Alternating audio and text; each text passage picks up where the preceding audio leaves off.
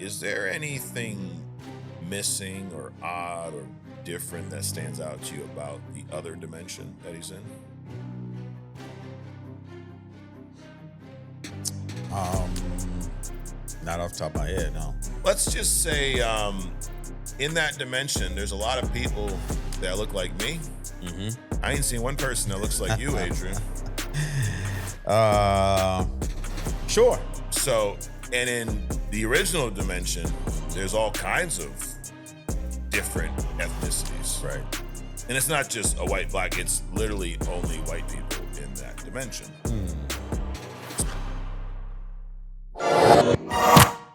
Peacemaker. Season 2, episode 3. So last week, I watched episode 2, and I gotta be honest with our viewers, Adrian. I watched it very, very late. Sure. It was probably 3 o'clock in the morning. I just didn't have time to watch it, and I was a little annoyed that I fucking didn't watch. I was mad at myself, so I put it on, and I didn't enjoy the episode. Now you didn't watch it. You fell asleep watching it last week, correct? Right? But you've went back and watched episode 2. Yes. And before we get into episode 3, how did you feel about episode 2? Now you've seen the whole thing. I was cool with it. Okay. Eagle went. I was Eagle, off base. Slightly. Okay. Slightly. Eagle went Eagle. Oh yeah, he did. That was pretty cool. All of that stuff. Really, the most annoying thing, the most annoying part of it was when that dude, the black dude came in. Yep. That agent. It was that character, that role, that interaction was completely unnecessary. Yep. And he said some just over the top foul stuff. It was just annoying. Yeah. And it didn't feel, I won't say it felt forced, but it was definitely unnecessary. Yeah, you know what? I'd say it felt a little forced, dude. Yeah, I don't think that's crazy. Tim Meadows plays Langston Fleury. He's an Argus agent assigned by Bordeaux to supervise economics with modern Peacemaker, and on knowing the fuck out of all of us is his other job, which he does. Yeah, it's almost, and maybe it's a weird thing to say about a show like Peacemaker. That character's too stupid for the show. He's too stupid for any fucking show. And that bird blindness, that was just it. It was as ridiculous to watch and consume as a viewer as it was for economics to like wrap his head around it in the show. Yeah. It's like bird. So you see a hummingbird and an eagle as a duck. Right. Everything's the same to you. It's stupid. And then he tried to use it as a reason why he didn't pay attention to the eagle after they got attacked. Yeah. To Bordeaux, right? Ridiculous. Yeah, it was definitely ridiculous. So if we could, remove that whole fucking character, that would be great. Right. But episode 2, so you liked it more than I did, but episode 3 I really liked. And I got an interesting theory that before we wrap up, we're gonna or before we move on, we'll talk about. But did you like episode 3? Yes, it was good. We see, it was called Another Rick Up My Sleeve. We were talking about this last week. Like, we're probably going to see the Rick Flag from the other dimension, but it was actually Rick Flag Jr. who's still alive. But dude, it's a different Rick Flag, bro. Right. What'd you think about him? It was cool to see that kind of thing from him because he's an intense character. Yeah. He played RoboCop, the remake of RoboCop, so that was pretty cool. But to see him, this nerdy, jealous coworker, it was cute. Yeah. And I'm glad they didn't stretch it too long. Right. But then they roll from that to, the interaction, walking around in the park or the city or whatever, the explosion, and then Peacemaker goes into action without the suit. So that was pretty cool. Speaking of that scene, what were the Sons of Liberty? I think they called them. They showed up. He's trying to rekindle this thing with Harcourt. And then these guys run by. The dude falls on like the substance and blows the fuck up. It's like, oh shit, they're setting the bomb or whatever.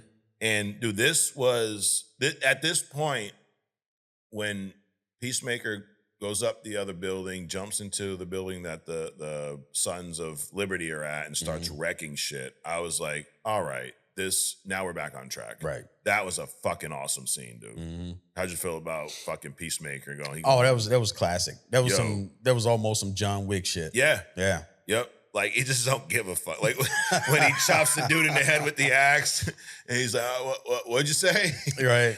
Yeah, that was But awesome. that was cool because I'm assuming that that's a real reaction. Oh yeah, It's like your body doesn't understand that it's dead already, so your mind just kind of does Right. some weird shit. Yeah. And then he's like, "Final, I just cut his head off or cut his throat or something." So that was pretty cool. That and the pencil scene. Those are the two most captivating moments to me. When he was in the ceiling, he picked up the pencil, and the guy comes in through the door, and he stabs him, Oh, the guy yeah, in both sides of the head, and picks him up. Yep. Yeah, that was pretty cool. Yeah, it was great, dude. It was fucking wonderful. Classic Carnage, right? Classic, dude. And then his brother shows up in the suit. Yeah. And we see some kind of weird interaction with him and his brother after, which I'm wondering, like, at what point is he gonna tell his brother and his dad, or are they gonna find out that he ain't the Chris that they think he is, you know? Well, it's going to be kind of hard because so apparently he can literally just blame all his past on the drugs and stuff, right? Which apparently he did a lot of. Oh, yeah. Drugs and Yep. alcohol, right? Yep. So by him going to the building to August, he did the retina scan, so that didn't detect that he was a different Chris, right? They can't. They're his father and his brother. They can't tell. No.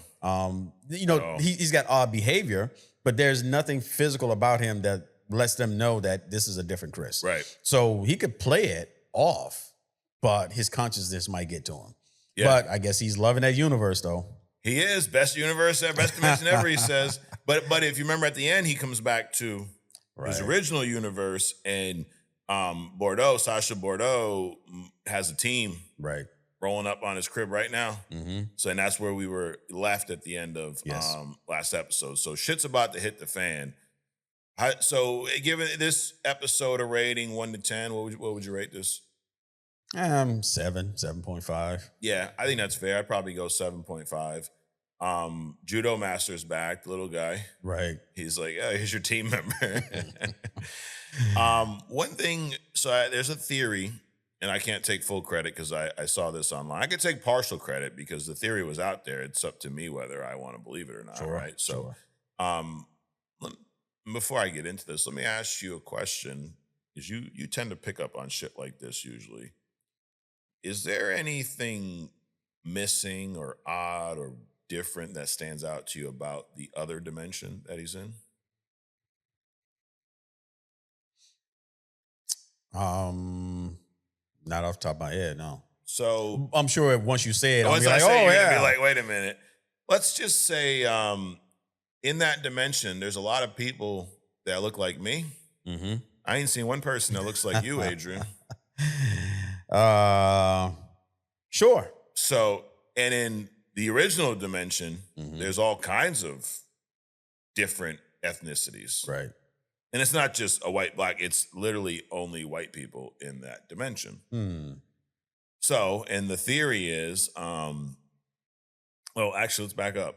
Peacemaker's dad in his, let's call it Dimension 1. Right. And Dimension 2 is his new favorite one. In Dimension 1 was a racist fuck. Correct. Okay. Peacemaker's dad in Dimension 2, we've not seen him be a racist fuck yet. Because there's no other people for him to be a racist against. You're picking up what I'm putting down, what I picked up when someone else was putting it down. So I did some research. There is a reality in DC titled Earth X, where the Germans won World War II. They are world heroes. And in that dimension, they've eliminated every other race but white people. So the theory is that's that fucking dimension. That would be some shit. He don't know it yet. And if you remember, one of the reasons he ended up killing his dad was this belief. Right. I mean, shit, Peacemaker's fucking best friend right now is black chick. Right. A gay black chick. So he ain't down with this shit. Right. He's gonna lose his shit when he finds this out. Right. I can see that. Yeah. That's and now the funny thing too is, if you know anything about James Gunn, he's a big anti-Trumper, anti all that. So if there's a chance to add some of that commentary to any of his stuff, he's gonna jump on it. So it seems like, maybe it's maybe it's not, maybe it's another twist, but it seems like this is where we're heading in this, which is probably good. Because outside of that, why the fuck would Chris not want to just move to that dimension? Right. When you think about it, he don't exist Right. there anymore. Hardcore, they had a relationship. They're kind of rekindling that. His brother's still alive. His dad's not a dick to him. Like, it's perfect. Right. But then he's going to get hit with that and like, oh, shit. Yeah. Intriguing. So that is intriguing. That is intriguing.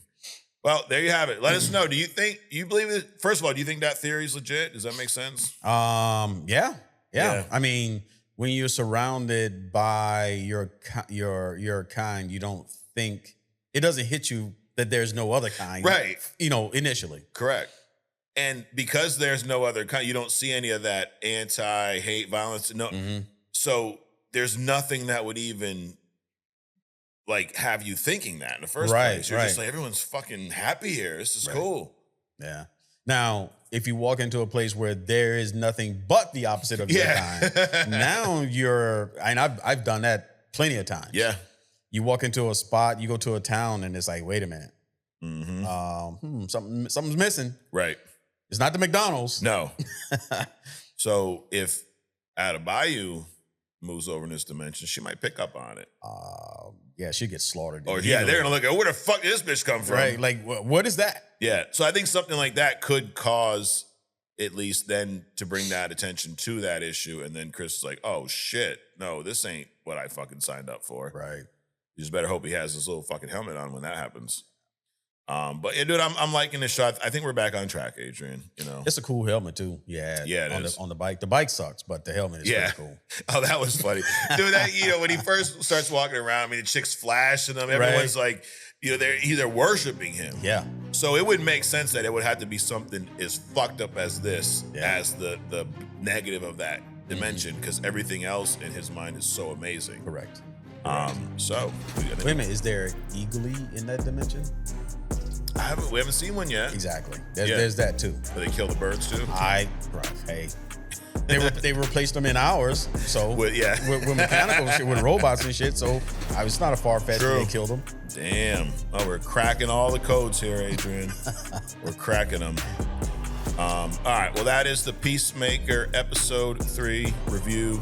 Look forward to next episode.